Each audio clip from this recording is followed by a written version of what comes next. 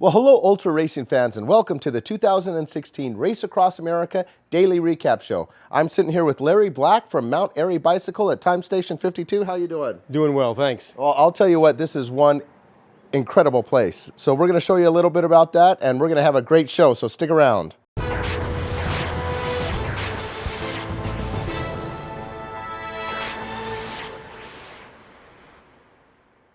This episode is brought to you by Ska Brewing Company. Well, hello, Larry, and thank you for having us here. And I'll tell you what, I am always impressed when I see your bicycle shop. It's so many bicycles, I can't even take them all in. How did this begin? I guess it's a they say it runs in my veins, bicycles. I was born with it, and I just meant to happen. We've got 6,000 bicycles in the collection, so. Holy cow. Some people confuse it with a bicycle store. But it's not? No, it's kind of it's something we like to do. It's a passion and pride. Sometimes there's profit, but we get by. Oh, very good. I noticed that you have like a whole room full of tandem bikes. Yeah. And you've got some very historical bikes, like I saw Airy bike out there. Yes, we've been Ram followers. I think I've been a hobbyist on this thing, and a groupie, I would call it, probably since the third, fourth year. I followed Boyer and Sechrist in from West Virginia once, and I said, this is amazing. I said, I don't know how these people do this. Very inspirational, so I said, I'm going to get deeper into this one day, and they came along and they said, how would you like to be a time station? I said, that would be a lifelong dream come true. And you know what? You're not just a time station. This is the penalty box. This is we were the only penalty box for the first 6 years here, and then they added a penalty box out west. So I became a jailer, and a great place for people to hang out. Some people would stop here for more than their 15 to 30 to 1 hour just to gawk at the bicycles and have a good time. Yeah. Well, awesome. I'll tell you what, this is a beautiful part of the country, and we're going to show you a little bit about this bicycle shop a little bit later. But first of all, earlier today, we spent some time in Gettysburg, and we caught the first place two-person team, coast to coast, just outside of Gettysburg, and it was a very beautiful place. So we're going to show you a little bit of our interaction with them.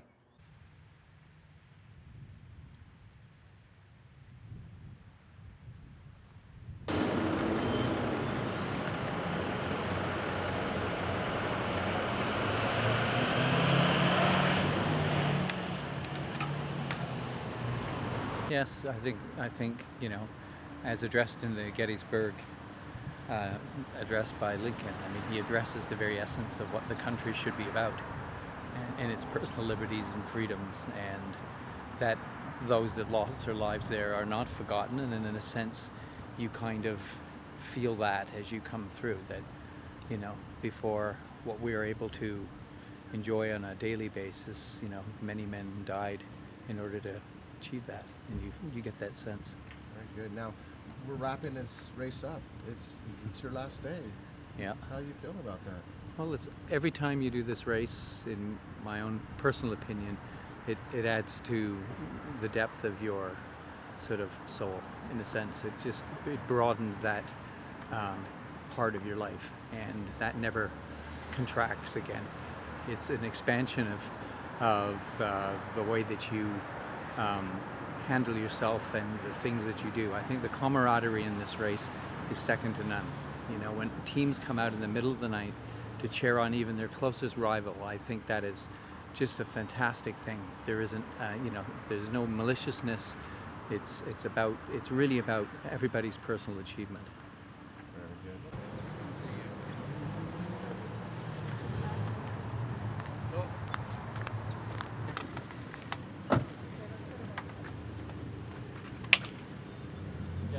Alrighty. So if you're just going straight, you'll catch you up? Yeah, you betcha. All right.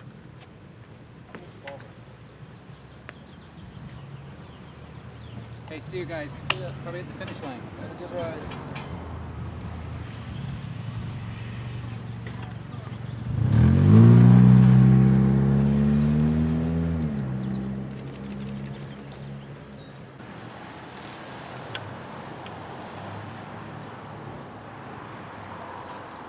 You know what? Coming from Canada, it was an amazing thing to see. We took some photos where we could. My brother's a big history buff, but for a Canadian, it's amazing to see the history and actually seeing the history going across the country.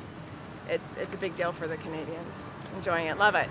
It's almost like it kind of like we just experienced this big country, and now we're wrapping it up, kind of like with this Yeah, we're sealing it up with your great history. Yeah. That's great. Yeah. So you guys have what, 5-7 hours maybe? Yeah, I know. About 5 hours left. Yeah. Yeah, and this girl's just rocking it. She's doing an amazing job. Looks like it. Yeah.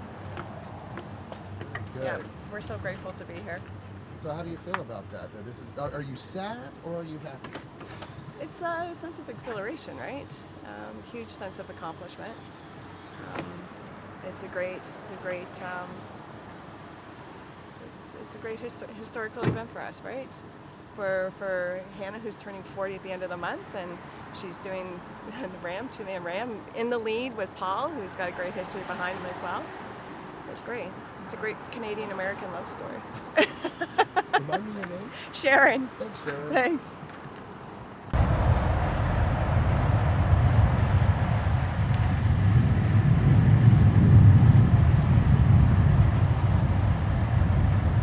Home stretch. We're getting there. Well, I call this the indelible race. Indelible race? The indelible race. Because once you do it, it stays with you forever. All right, so as you can see, Gettysburg is just a really inspirational place. Now, we're really close to the finish line. In fact, how far away are we from the finish line here? 54 miles, and I like to tell people this is the highest point between here and Great Britain, because we have a lot of the British come by, and I said, this is very good because you're going to drop 700 feet between here and Annapolis, and the highest point is in Europe. So it's all downhill. There are some climbs, but we like to keep it positive. But it is mostly downhill from here all the way into Annapolis, and we've got quite a few riders crossing the finish line. Our Media One journalist, Jen Salazar, has been in Annapolis at City Dock, and she's got a great little B-roll package for us. So let's go ahead and check that out.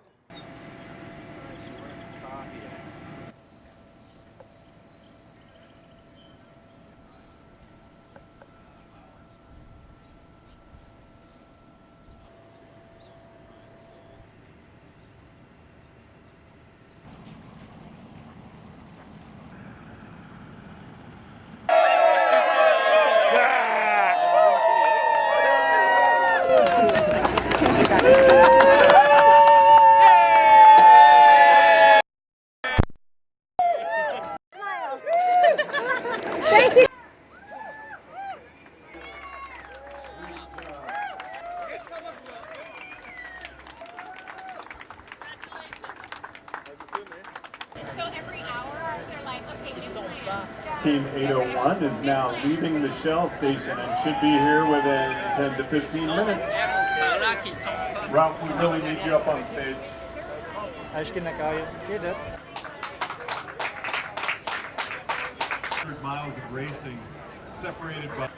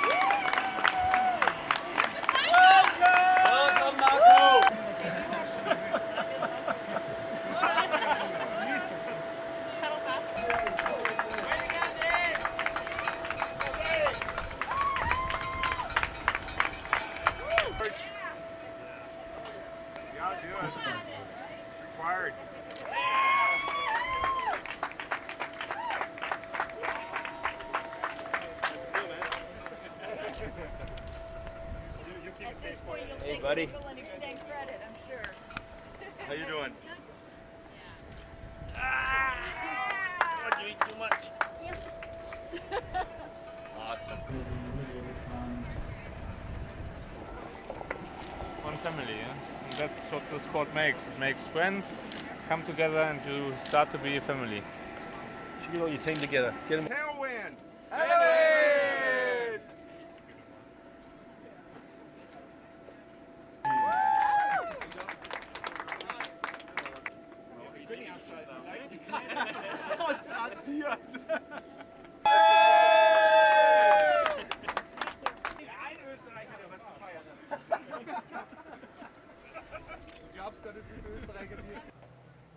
All right, so as you can see, there's a lot of excitement down at City Dock in Annapolis. People are just excited to be crossing the finish line, and there's a lot of celebration down there. Crews are just having a great old time.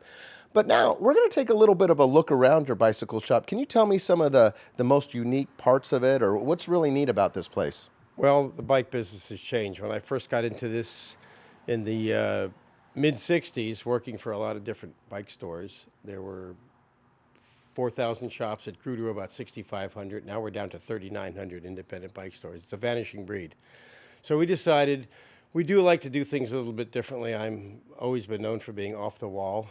So we did things that other people didn't want to do and we're not very good at. We did unusual parts, obscure, and then we got into unusual bikes. We do special needs, a lot of tandems, tricycles, recumbent bicycles, hand cycles, and things that other people just didn't feel were a good business model. Well, our bills kept being paid all the time. We've never been in debt, so we could afford to do things to make people a little bit happier. I like to say put more fun between their legs. That's a great one. Now, I did see the trikes out there, and I saw the tandems. What other really unique bike do you have, or historical bike? Not here in the store, but we got everything from penny farthing bikes to old wooden wheel bicycles. I happen to race penny farthings myself, and we keep those off-site because there's just not a lot of space. But some of the things we have are the historically significant bikes, the two Ram-winning bikes, the 85 and the 2008. And then we have a lot of bikes that people have never seen before. Unusual bikes where you pedal in different ways, unusual bicycle transmissions, and things with just crazy contraptions. I like to say things that were answers without questions. Many of these kind of bikes. I like the era when I used to race bicycles from the late 60s to like the mid-90s, the lightweight European bicycles and some of the first editions of different things. Oh, very cool, very cool. This place, usually the order of finish by the time they get here is the order of finish. We've had the Dutch girl came here one year and she broke down emotionally and she could have made it, but she was here sulking about her small penalty, and the time she spent sulking about that, she could have been in the finish. Robiche came here once with a penalty that he thought was unjust, and this was his final place, and he got back on the bike and did finish and win that year. Yeah. So this is a place, there's a lot of emotion that happens here.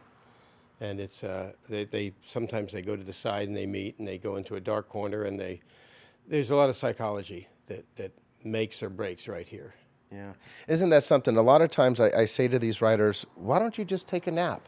Just go to sleep for an hour or two, because they've been sleep deprived this whole way across the country, and they're in this mindset that, well, I need to continue. I've been on this schedule of only sleeping 2 hours a night. If I don't continue to do that, I won't finish. But if they just slept for 2 or 3 hours, they'd still have a whole day or two to get in.